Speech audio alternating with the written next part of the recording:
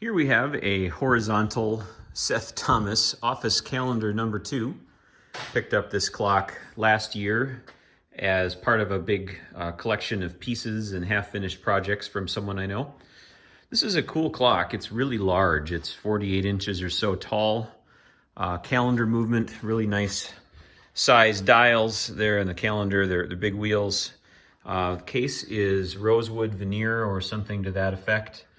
I've seen a couple others of these, and for whatever reason, oftentimes the veneer doesn't fare very well. And I don't know if that was how they did this or if that's just par for the course. But this clock has some missing pieces here.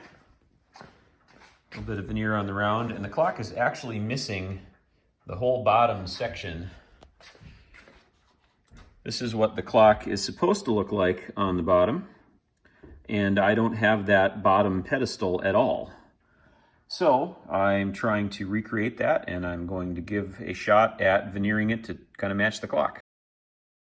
To rebuild the bottom of the clock, I got a piece of 5/4 oak, cut a bevel on it, and I put a backer, which will be what will actually mount to the base of the clock. This is a U-shaped thing that overhangs the clock just a little bit.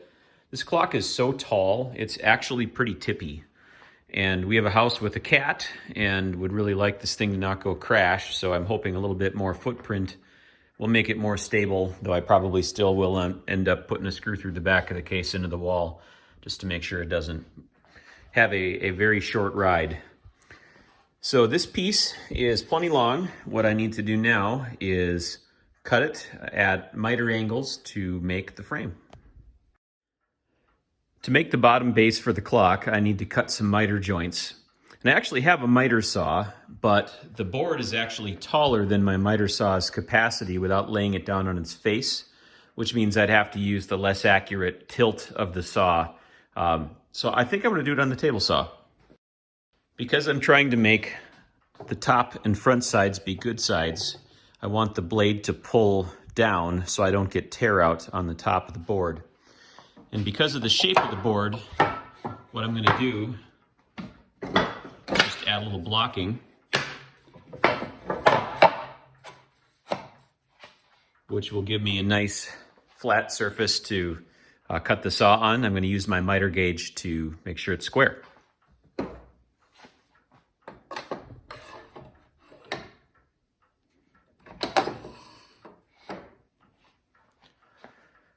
My piece is 48 inches long, and I need quite a bit less than that, so I'm going to worry about the final lengths of these things after I make sure my angles are square, and then we'll adjust to make it fit the clock.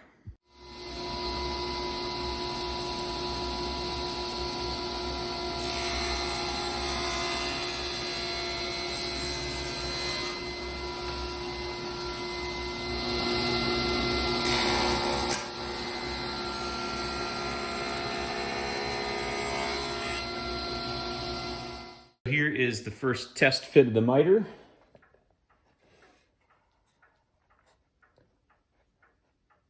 I think that's going to be good. I'll go ahead and cut the other side. So I've got the long length cut to size. The wings are too long still. I'm going to cut those off using the table saw so I can make them exactly the same length a little later, but I'm going to go ahead and stick them together. So some glue and some 18 gauge brads to tack it together. All that'll be hidden under the veneer, so it doesn't really matter what that looks like.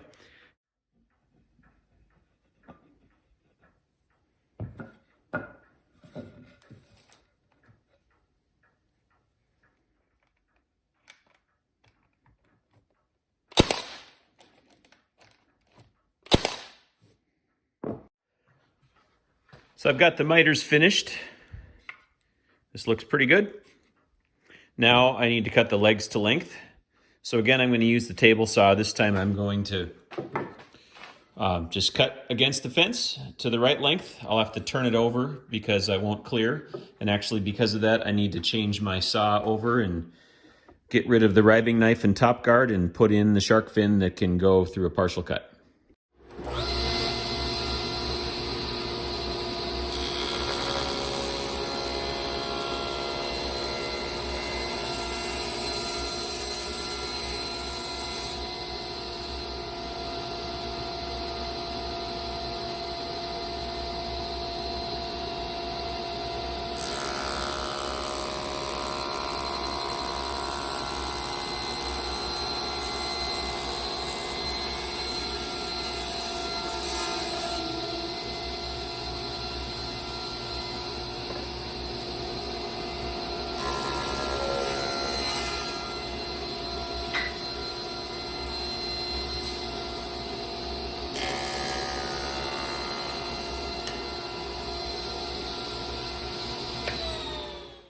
Here is the base on the clock. I'm embarrassed to say I cut it a little short. Forgot about the overhang on the top.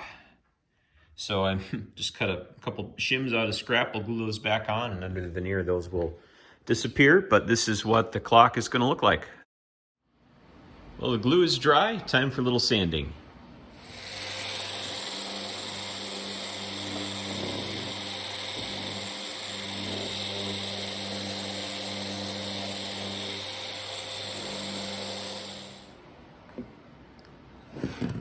I added some corner braces to give this a little extra strength. Because this is going to be veneered, I don't need to go too crazy with sanding quality. I do want it to be nice and square. It's pretty good.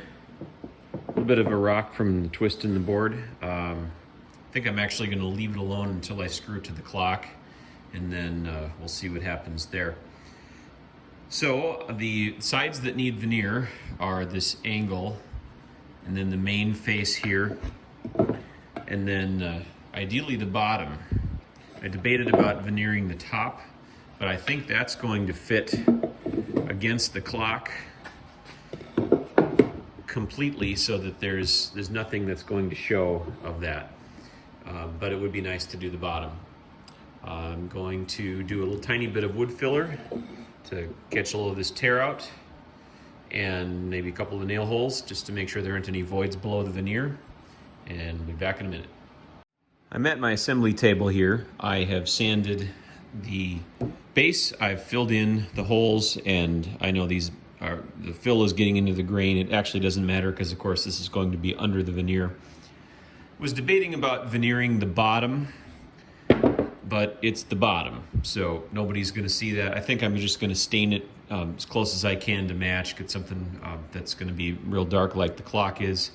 And so I'm going to veneer the main front, and I'm going to veneer this beveled face. Those are the things that are going to be visible. I want to consider how the veneer lays, and so the choices I have are I can either put this piece on first, and then this veneer will come over, and then the seam will be visible here, or I can put this piece on first, and then the front will cover that, which moves my seam up above. I think that's what I'd rather do to try to maximize what you're looking at with hopefully hiding the veneer line in the angle. So I've got my pieces of veneer. This was a matched set. I've cut them a little bit oversized here, and they're all in numbered pieces. And I have the mating parts that will go around here. This is just a little bit longer than my veneer piece, so I need to splice a couple of those together, and I need to splice several of them together here. So I'll do that in a second. So we need to splice these pieces of veneer together. And the way that you do that is with veneer tape. This is temporary tape that goes on the front side of the veneer over the seam, and that holds the pieces butted together until you have glued them down, and then this veneer tape comes off. To get ready for that though, and kind of hold things together, I'm going to use blue tape on the back of the veneer, which will hold things in place while I put the actual veneer tape on.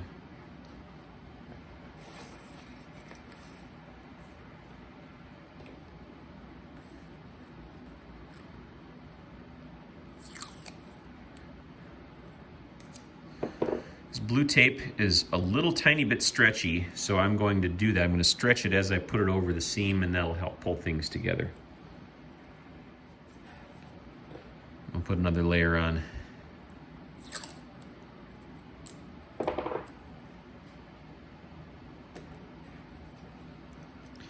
Now that these are taped together with the temporary blue tape, I can put the also temporary but slightly longer lasting actual veneer tape on the front.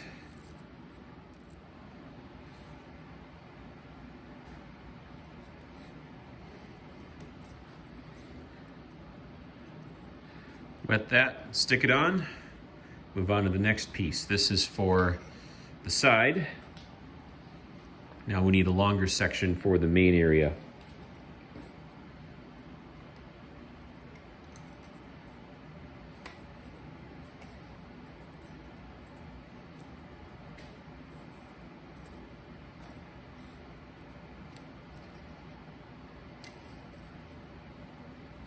think we can just do it in 3 pieces. Got the veneer pieces taped together, so I'm going to pull the blue tape off the back and we're going to start on the sides. I mentioned the issue about wanting the main piece of veneer to overlap the angle. I want the same on the side, so I'm actually going to do these side bevels first.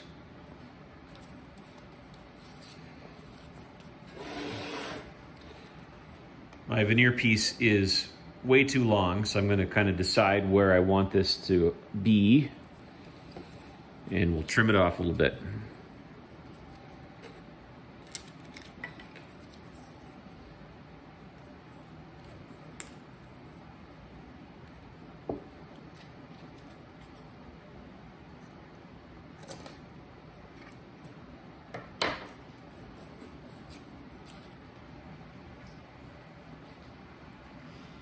Since I have to do so many overlapping pieces and I don't have any kind of vacuum bag, I'm going to do some kind of awkward clamping, so we'll see how it goes.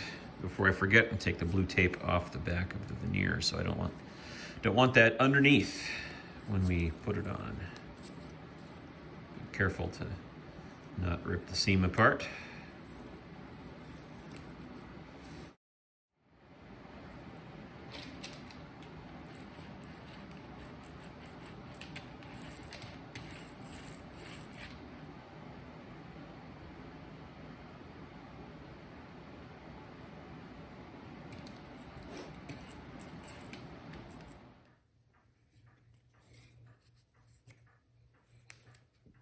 And make sure I have overlap on both sides of my board here so I can sand it off.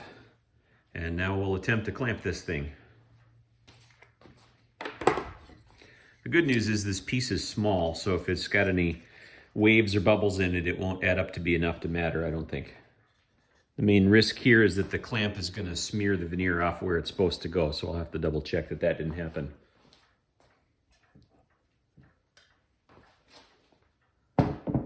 All right, I think we're okay. I'll put another clamp on that to make sure that it's going to stay there.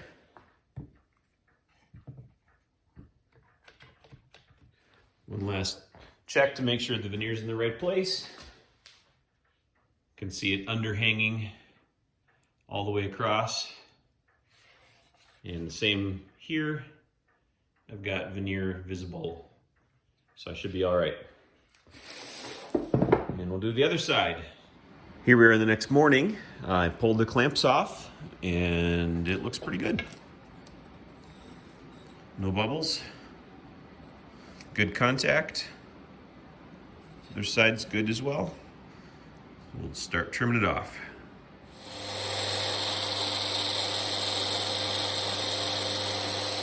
I finished cleaning up and trimming the side pieces, sanding them flat on these faces. So now we're ready to do the front.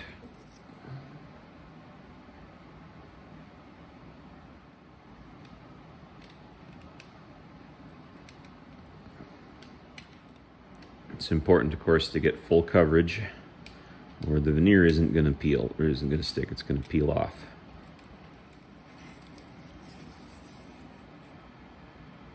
And we stick it on.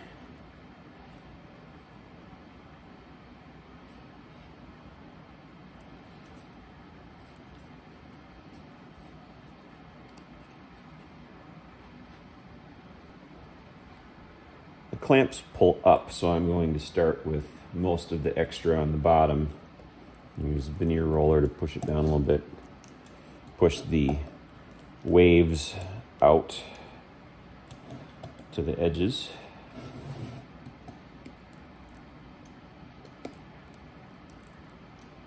Wasn't that worried about that on the sides, but this is a longer piece, so we'll do that.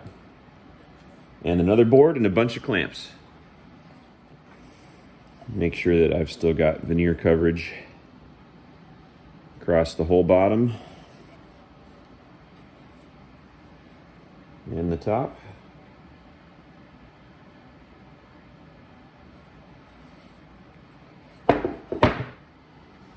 Our glue has cured. Let's see how it came out.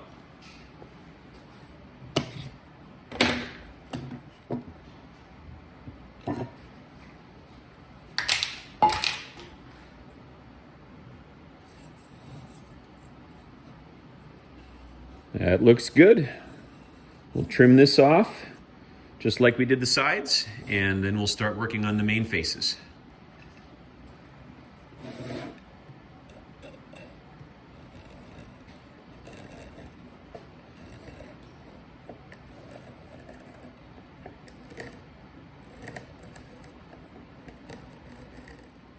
Time for some sanding of the front side.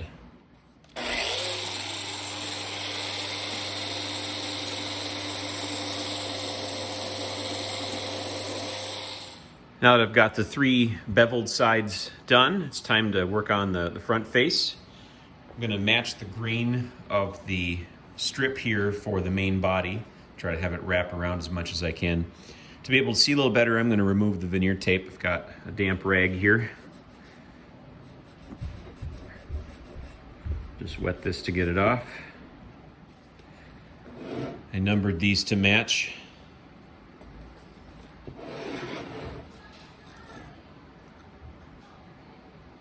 So in theory, this should work out. That looks about right.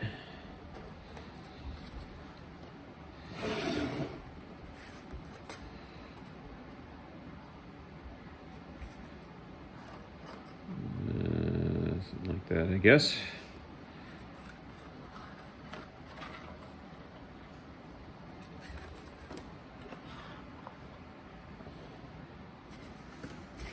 And we've got them for the other side as well.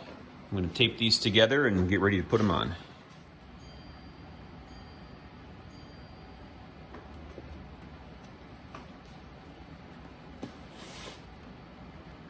I'm going to do the sides first, so the front piece is what is the most visible and hopefully will hide the seam better.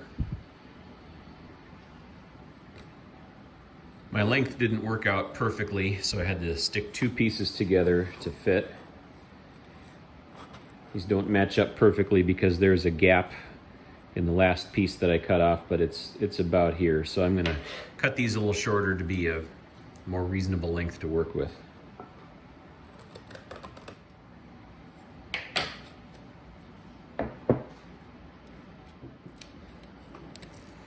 I want to make sure my glue goes right up to and includes the edge of the veneer above, or it's not going to stick.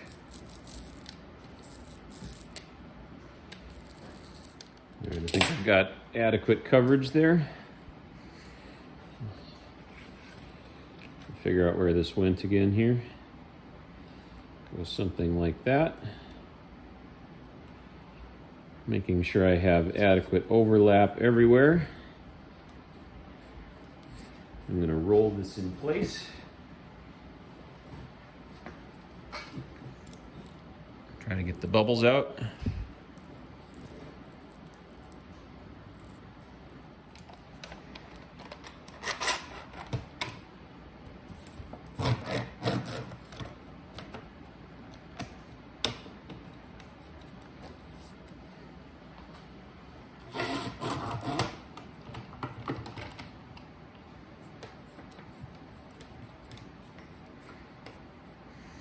I'm not in a big hurry, so I'm going to let this cure before I do the other matching side, and we'll pick it up in a minute.